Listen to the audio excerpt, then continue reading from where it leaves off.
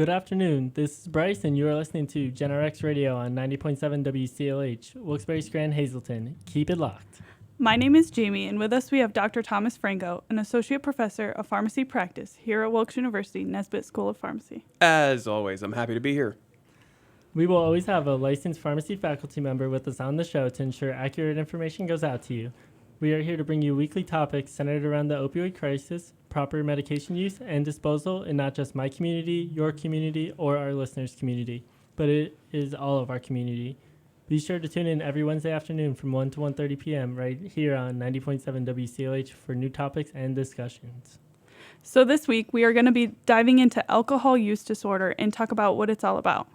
In the first half of the show, we're going to explore some of the causes of alcohol use disorder, and then in the second half, we're going to talk about what treatments are available for people suffering from this disease. So stay tuned next week to hear about the treatments. Before we start, Dr. Franco, can you give us a quick recap of what we talked about last week? Well, what we really focused in on was addiction as a disease. And we realized that addiction is not just a medical condition, but it also has the social component to it. And that we worry about things like food insecurity, housing insecurity, wages, jobs, and everything that you're hearing in the news today goes into it as well. And when we work as part of treatment to try to address all of this, we have to address the social aspect just as well as we do the physical and mental aspect. Yeah, definitely. And that's what we want to start with this week. We want to talk about how alcohol use disorder is actually a disorder. And as a society, we should continually work towards destigmatizing this disorder and work to understand how the disease works and how we can support loved ones with the disease. Jamie will get into how alcohol use disorder affects the brain and the actual neurological disease pathology of someone with AUD. But on the outside, AUD presents itself similar to other addictions. It is characterized by drinking, shame, and withdrawal. It might be weird to think that shame is involved, but when you are suffering with AUD, many people know they shouldn't be drinking, but eventually they succumb to their cravings and they feel bad for letting themselves and loved ones down. So, Dr. Franco, could you tell us a little bit about what AUD looks like and also how shame is involved? Well, what AUD looks like is with any addiction. It's you continue to do things that, well, generally put, continue to do things that aren't good, despite the not good things that happen from it. So you continue to drink despite the fact that you lost your job, or you got a DUI, or you went to jail. Now, how shame plays into it, there's shame and there's guilt. So guilt is because of something you did. Shame is because of something you feel. So you can feel shameful for drinking because you said, well, I let myself down, or I let a loved one down, I let a family member down. So then shame will lead to anxiety, and anxiety will lead to stress. And we know that stress is what causes people to get a craving to use. So you get the crave, you use, and then you get shame again, and the whole cycle repeats. So treatment is how do we break that negative shame cycle. Oh, awesome. That's some really great insight, Dr. Franco. So now I'm going to talk a little bit more about like Bryce said, the neuropathology of alcohol use disorder. So I'm sure you have heard of, or for our over 21 crowd, maybe experienced the common effects of alcohol, such as disruption of motor coordination, slower reaction time, memory impairment, decreased anxiety, and impulsive behavior. These effects happen due to alcohol's effects on your brain. Small molecules in our brain called neurotransmitters are released and bind to receptors that make our brain work. In the case of someone who drinks alcohol, alcohol travels to the brain and acts like neurotransmitters and blocks the natural neurotransmitters. That is how we get the effects I mentioned before. As for alcohol use disorder, once you drink alcohol, dopamine is released in your brain. This extra release in dopamine is associated with the feelings of pleasure and reward that you get from drinking. Once this feeling wears off, the person is going to want to drink again to get these same feelings of pleasure and reward. After continued use, though, the person is going to need more alcohol to get more dopamine just to feel normal. And that's the key word there, just to feel normal. And you're right, the whole crux of addiction is based on dopamine. It's what makes you feel happy. So we call it the happy hormone. And you're going to need more because you build up a tolerance to alcohol. And it's not a tolerance to when people think of tolerance in alcohol, they think about like, oh, I can drink a 6-pack and not blink and I feel great. And because alcohol is so socially acceptable, that's viewed, and I'm going to say this is not trying to be the fun police and not trying to be the actual police. People view their ability to handle high levels of alcohol as a point of pride. It's something that is culturally viewed as being strong, and that's tolerance. Yeah, but when we talk about tolerance levels regarding addiction, it's because the amount of alcohol or fill in the blank, drug, gambling, whatever, that's necessary to get an equivalent level of dopamine production is you need more. You need more and more and more and more because your brain doesn't respond in the same way anymore. So that's why might start off with only having 1 or 2 drinks and they get where they need to go. But eventually it's I need to have a whole fifth a day to get what I need. So on the social aspect of AUD, how do you know when a loved one or someone like that might be suffering from alcohol use disorder? Because like you said, it is socially acceptable to drink alcohol. So like everyone who drinks alcohol isn't suffering from the disorder. So how do you say like this person might have the disease or this person might not? Well, I think that the first thing you need to realize is that there are diagnostic criteria for substance use disorder, and that's something that should be given to a psychiatrist or addiction medicine person. You know, if you feel that something's not right, it's like the signs at the airport. See something, say something. If something doesn't feel right, you know, the spidey senses are tingling, so to say, get the person an evaluation. That said, you look for some things that are pretty telltale. If somebody is isolating and focusing all their time on alcohol, they're putting their physical appearance is getting worse, their hygiene is getting worse, their ability to do things around the house are getting worse. All they want to do is be alone with the bottle. Those are some pretty telltale signs that something's up. Oh, okay. Thank you. And one thing Jamie briefly mentioned I wanted to highlight is that alcohol does slightly reduce anxiety. And this seems like it would be advantageous, but anxiety, addiction, and alcohol all feed on each other and can really exacerbate each other. Alcohol is actually a stimulant, and what happens in your brain is alcohol inhibits inhibitory neurons, so it's kind of like a double negative. And alcohol can make you excitable and jumpy, and you probably need more than one drink to get the anti-anxiety effect, so this could lead to addiction. One of the side effects of addiction is also anxiety, so you start drinking to feel less anxiety and feel anxious when you're not drinking. So this just becomes a vicious cycle of drinking to reduce anxiety and then feeling anxious when you're not drinking. So if you're feeling anxious, we really recommend seeking counseling or other treatments. Oh yeah, a lot of people, especially over the last 2 years, right? We were the fear of just walking outside when everything with COVID started was very real. So a lot of people turned to alcohol as a form of what's called chemical coping. So trying just to deal with the anxiety of life with alcohol. Now throw on top of it, COVID is not more probably endemic, but Philly's bringing back a mask mandate. That just happened. But we still have people with wages. There's global conflict. There's all these different things going on. And we saw mental health kind of just spiraling over the last 2 years, that a lot of people are continuing to look at alcohol because it's, unlike drugs, something that I can go and get at like the grocery store. That's a way that I can try to better handle anxiety, especially when we looked at seeing that counseling, while it's getting more socially acceptable, it's not to the same social level of acceptance that alcohol is. And alcohol I can pick up at the grocery store.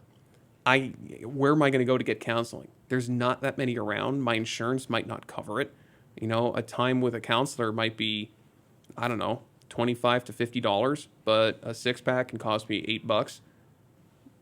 That's I think the situation in which we find ourselves. So that's beyond the scope of right now in a soapbox I don't need to get on. But that's a very real thing that we need to acknowledge this existence that's out there.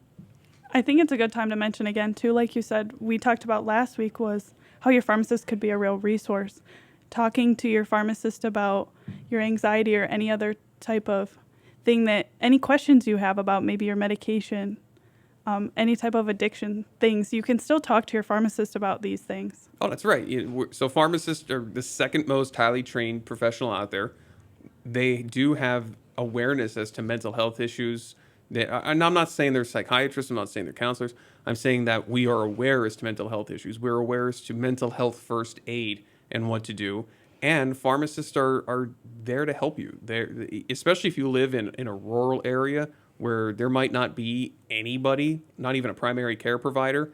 That's your healthcare provider, and they can work with you to get you into something, even telehealth, because that's the big one right now. COVID, at least, if COVID has given us nothing, it's the ability to know that telehealth is real, and we can utilize that to reach more people. So pharmacists can certainly hook you up with telehealth outfits anywhere. You could be at a telehealth in the middle of nowhere, Pennsylvania, getting squared away with somebody in Philly. So it's certainly possible. Yeah, definitely. And with that, we're going to take a quick break. When we come back, we're going to discuss some more about alcohol use disorders. So thank you for listening to GenRX Radio, and keep it locked on 90.7 WCLH until we return.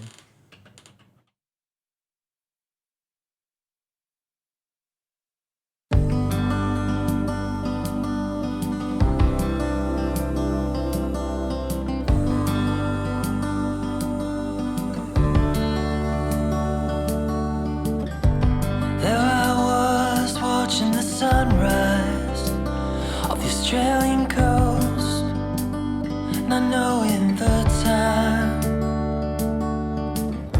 The waves kept crashing close by. I could not believe my eyes, I'd finally arrived. The days were long and the nights were young. I could feel my heartbeat in that warm sun. Finally I could start to unwind as I watched the tide, the birds flew slowly by. I was on a vacation from my mind, never really knowing what I was trying to find. I was on a vacation from my mind, leaving all my worries behind me.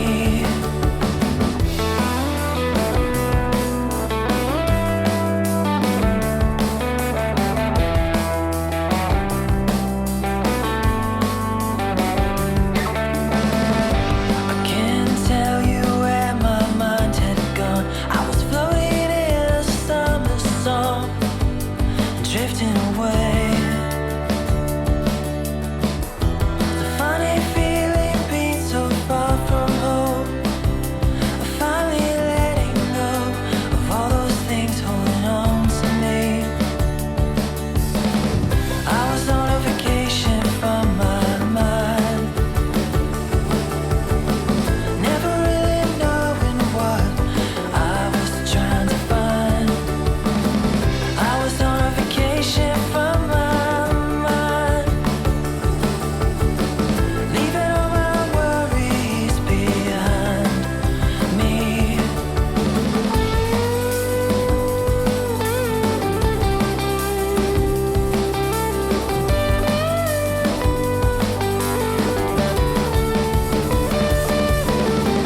I was on a vacation from my mind, never really knowing what I was trying to find. I was on a vacation from my mind, leaving all my worries behind me. I was on a vacation from my mind, I was on a vacation from my mind.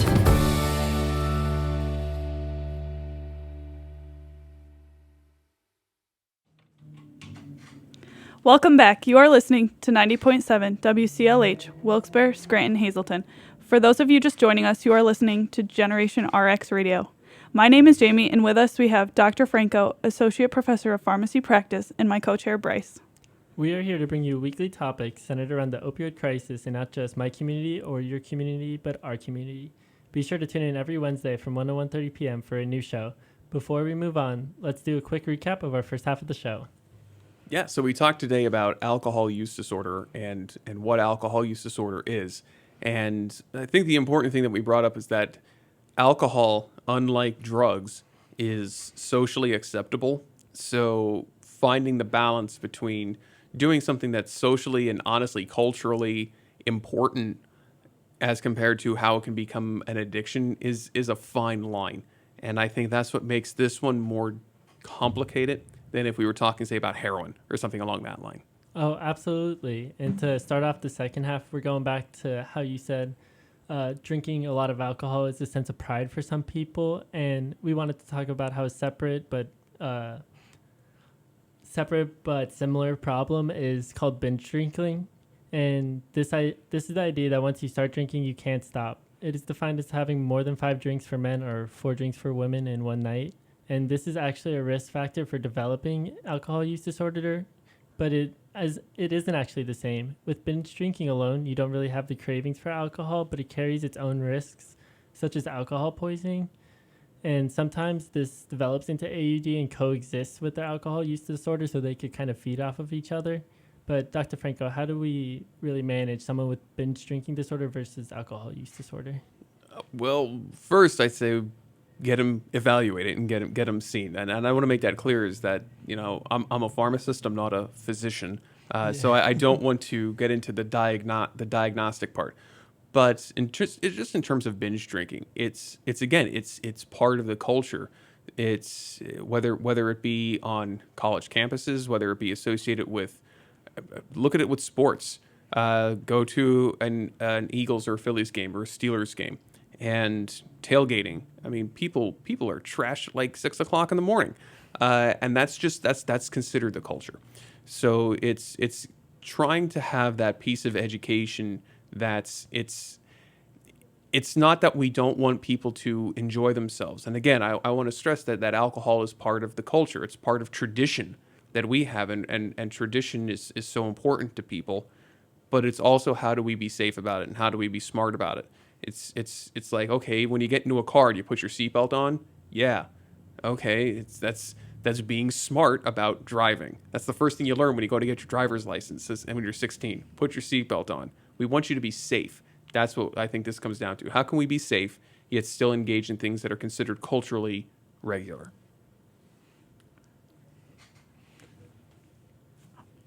So before we wrap up the show for today, we wanted to give some tips for having a safe but responsible night out if you do decide to go out drinking. Like Dr. Franco said, it is part of our culture.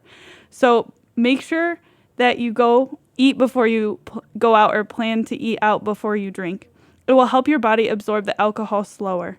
Also, be smart about how much you are drinking and how fast you are drinking. Make sure you drink water and stay hydrated. It will help you feel better in the morning and help your body flush out the alcohol.